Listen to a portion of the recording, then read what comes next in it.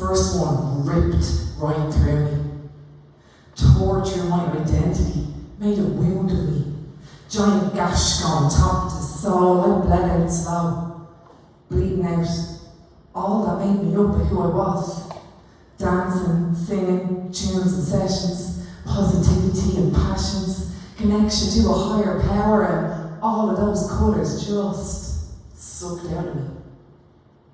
Left but a puddle, muddy, murky, milky, spilling through the day, every shade of white turned grey, just blending into the magnet spot beneath my feet. As I sat cradling her and a cup of stale tea, staring at TV, vulnerable as she, but no one's cradling me. I turned stone cold. I couldn't ask for help, couldn't be that bold. No desire to sing now, no stories told, no songs or visions did unfold, no opening or connecting to anything but this perfect thing that I had to be perfect for, no less. Shh, no more. And then perfection, the rumination of me, running round on zero sleep, long as warm, but wouldn't let him touch me, so cut off, it's all I need. And he so isolated too, and me disease, catching so few, getting no empathy from you. What else could happen? Attack to defend, a new game that won't end. Call of Duty, emotional warfare, parental despair. I totally did prepare. I don't remember any of the fucking antenatals to you. You're right, you do. Oh, I'm glad I hit a wall instead of him. But now the swelling and the broken skin, it shows the world. I'm struggling. Just for them to respond, but it's all worth it though. Yeah, I know. Sweet mandated joy for sweet girl or boy. None of that bitter, raw and realist pleasing. You're making us feel uneasy. Bird story making us queasy. Save that for your partner, yeah? Hard to know where to start there. And yeah, we sorted it out by some grace from above. Couples counsel in, a couple nights of love, but took a couple of years to do a couple of yokes for me to see that bloke as who he was again, though. So don't be afraid if it's super slow for all your shit to go back into place. You are not a failure. Your love is not a disgrace. You're just becoming parents. And society didn't set you up well for it, left adrift, emotionally unsupported, financial debt store. It can be suffocating. Instant pressure speaks there, and just work and child care and unsolicited comments that make you feel shit just because you're not doing it how they've done it. But look, you live and you learn, though you're broken to bits. And those cuddles and loves drag you back from the pits. You've a fuck ton of worries, a shit ton of to-dos, all the while trying to claw back those pieces of you, but that wound, it's gonna heal, mama. Cause your strength is unreal, mama. So set clear boundaries, rest, don't sell yourself short. But if you're not yourself, please get some support. You will never be the same again, not truly. But you will piece back together like a work of kintsugi. Until one day, not so grey, as you notice, the colour has gradually seeped back in.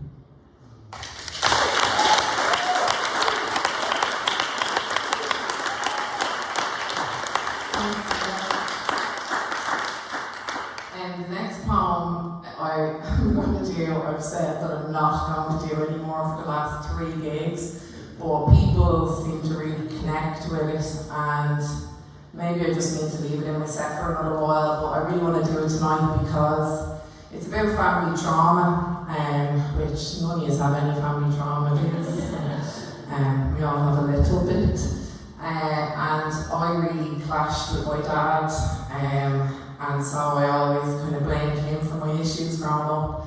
But as I got older, I realised the biggest part of my problem was that I never knew how to look after myself, and I never knew how to be true to myself and go after what I really wanted in life.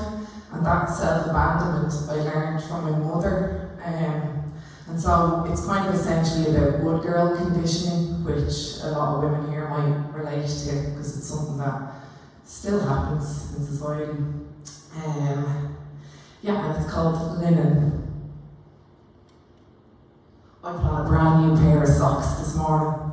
Super, super snug. It was like the warmest little hug, and the memory came to tug at my awareness of scratchy hand-me-downs and crappy homemade gowns, and I thought about my ma and her lack of need for comfort, her lack of needs at all, and the sadness stood before me, tinged with anger. Her choice of couches, beds and sheets, polyester mix at best. How she never cared for treats, these little ways did manifest her self-neglect. And though we wanted for nothing, she had no wants of her own, no desires, dreams or interests, not even peace in her own home. See, I was fourth born out of five. I don't know how my ma's alive after that much mothering. Caged a bird, forgot to sing. A martyr to her marriage, a life as mere spectator. We lived under a dictator, one big act without a song. Please don't react, just play along. For happy families will play. If you can just watch what you say, if you can just stay out of the way, I'll tuck you under your duvet of 100% synthetic shite. Aren't you cozy, love? Night night. She taught me boys will be boys, and they can throw out all their toys, but girls must be ladies, and though men will be big babies, and they'll ignore and roar and shout still, we must never once give out about the injustice. Don't make a fuss, kid. She showed me how to mend my dress, to fix my hair when it's a mess, to fix my feelings, just suppress them. Her words, not mine. If you shut down, girl, you'll be fine. Allow your soul to just flatline. I couldn't. That's how she coped, and how I hoped that she would understand that my behaviour out of hand was a symptom of her disease. Her feelings so neatly repressed, a gift to me then, all enmeshed within my being. But everyone else only seeing me ablaze that can't be quelled, of how I kick, screamed and rebelled against the regime, against the machine, against the man. And still, I tried to find my calm. I tried to act like she, extinguish all that burned in me. I tried to act like good girls should, but I was so misunderstood to even myself. And the ground on which I stood collapsed into hell. I descended into chaos. I sought out pain and searched for more, always searching for the war that I was taught was love. I saw no one love themselves throughout my childhood. No one modelled self-care. Only silent servants there and narcissists. And the only way that love persists is rule or fame. Ruin and rain on my parade, because love was there, but it would fade up and down and in and out. So you were always full of doubt, never knowing whether. Just tiptoeing round in terror. Because forever, everyone at home was tense. Getting better make more sense than the violence of silence.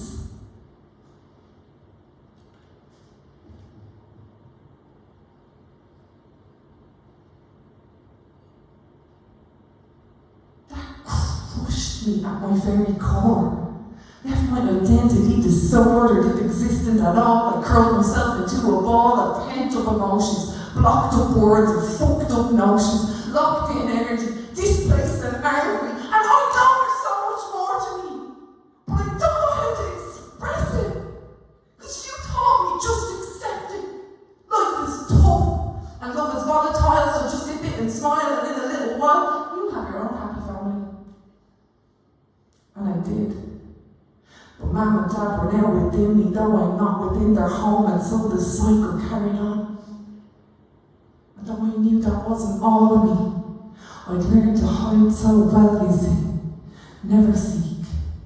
But my true soul still tried to speak. I'd hear the faintest mousy squeak. You need to create. But it too weak still to abate the inner tyrant. So I stayed silent. I stayed still. But it raged inside me then until I'd knock it back with a blue pill. I'd slug it back down with a nagging, with a flagging bag or two, and loads of X, and numbed it out with too much sex. Could dedicate another text to that whole saga. I'm kinda glad I had a little nervous breakdown, a vacation from all the constant rumination. Because once I broke the pattern, and now my needs and wants, they matter. And I had to meet my inner child and tell her, don't find your favourite toys and go and do what brings you joys. And it's things like writing this here poem, and it's little comforts around my home. And all the threads of my emotional tapestry are now sewn up on shelf for free. I'm not going to push them away, you see. They're even tucked up here in bed with me, where I sit fairly happily, wrapped in my Egyptian cotton sheets. Even though they're only from Tesco.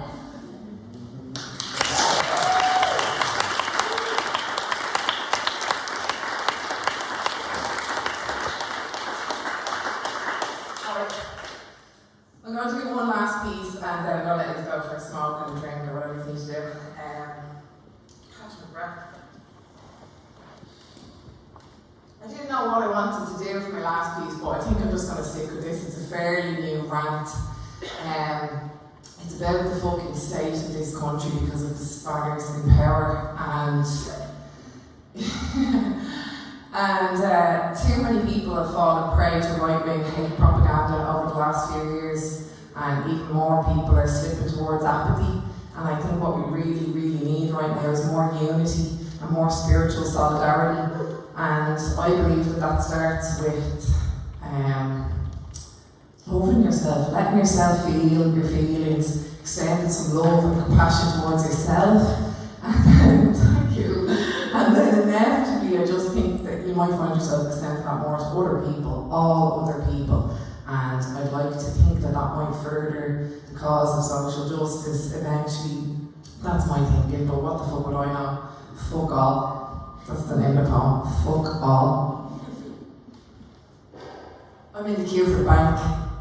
My heart just fucking sank because I copped. That's the last cent of my savings. Nothing left.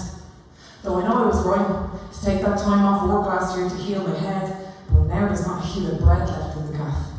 Nothing left. But I won't buckle me the heft of the weight of empty pocket, empty plate, and I'll stand tall. Because actually, I have it all. Because I'm well. But the economic hell we're wading through is shipping the best of us overseas again, and I wish them well, but soon there'll be nothing left. Because our culture leaves with them while the vultures still grip and feed off our spaces. Fuck all places left to nourish us. And we're starving, hungry for all that makes us human, dignity, our own volition, love and connection. Every second fucking poem I write says fuck the fucking system. Causes a few eye rolls no doubt, but that's not going to stop me shouting about it. Nah, I'll roar it till my lungs are sore. Yes, I'm outspoken, I'm more than slightly broken, but half the people I know are a fucking mess. Fucking trying their best, but they can't get a leg up. Boots with no straps caught in the traps of the system.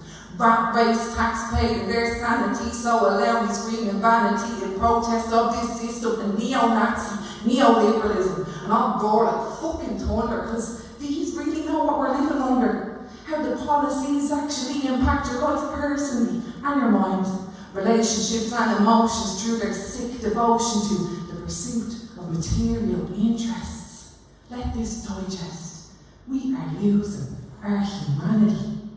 And see, the wealth just pools in corners like sepsis and the bells of the city, and all that trickles down is the shitty feeling that we just need to work harder, do more, until we're empty, soulless, sore, just walking dead algorithms, disconnected from our feelings and our fellow humans, nothing to show for it. Boom and bust, you think it's just an ideology in the ether, that it's neither good nor bad, but if you had a bit of time out your stressed out day to think about the indoctrination of this cult, the inequality that results, well, you probably get why I'm so constantly upset about this shit. If you're in any way on the margins, you do. If you're gay or trans too, disabled, meant to be unstable, black or poor, or when you get kicked out the door of your rental, or your kids need some dental, or if you're fucking mental enough to be an artist, good luck making a book. You'd want to plug up a lot of courage to follow that path. Though art's essential to the survival of our species, could write a new Ulysses, but forget about getting a few bob, get a real job, yeah? And so you do. You work to earn. Compete, complicit, quick, and you'll miss it. Years pass, and you still can't buy a gaff, and you can't muster a laugh, because it's no joke, still fucking broke. Somehow, you've still nothing left. And so you move back home with mum and dad, or you fuck off to Canada. Heartbreak. Those that leave, those left behind, and still we cannot find a way to do things better. And all I can do is talk about it, write about it, but I can't influence change, not on my own. And still I write this stupid poem with the hope that I could. The futility of it really would send you spare, and believe me, I've been there, and I wasn't alone. So many broken people. I don't know why we're all so broken, why we're killing ourselves, poisoning our bodies and our minds when we cannot just be kind to each other, why we resent and judge and shame, why we all play their fucking game and blame the lads on the dole queue, asylum seekers or drag queens, why we're afraid of being seen as different or going against the grain. We diagnose our different brains and medicate them so we can sit still and behave and fit with the other slaves. I'm fucking sick of it. That's why a heathen, sweaty grave is probably the most heathen thing you'll experience in this epoxy kip. All that shit just gets left at the door, just dance and hug each other more. So what I'm telling you is I'll roar until my lungs are sore. We are losing touch with each other, with our ancestors, with the land, and that actual will be grand mentality is perpetuating this shit. Wake the fuck up! Stand up! Rise up against hate in all its forms. Everywhere you see it, swarm, disperse it, dissent. Your little voice is heaven sent, so use it, or they'll abuse it for sure. And let me hear you fucking roar until your lungs are sore. I'm not going to make you do it. We won't conform. No ifs, ands, or buts, though they'll tell you that you're nuts, but it's the system is crazy making. It's what breaks spirits. And when you shout that loud, many don't want to hear it. So I don't blame you if you feel you have no choice to tone it down your feelings and your voice till there's nothing left. Out of your depth. Who are you to speak up? But if you're one of the lucky ones that gets deeply affected, then share your perspective. Some feel more than their share of pain that's collective. So our directive from above is tap into that love and agony. Feel it all. Feel it a little overlooked, but please do not keep neglecting that. It's there because I swear it's going to fuel the rage you need to combat greed and tyranny. It's going to be the thing that drives you towards your greater good, all that you could be. If you just let yourself detach from this steaming pile of crap they've sold you as the best the world can be. Don't believe it. Love yourself radically. Seek spirituality. It's within. Find your light, hold it so tight, and please put up a fucking fight when they come to steal it in the night. Don't be complicit in the theft. That light, that's all we have left. Thank you.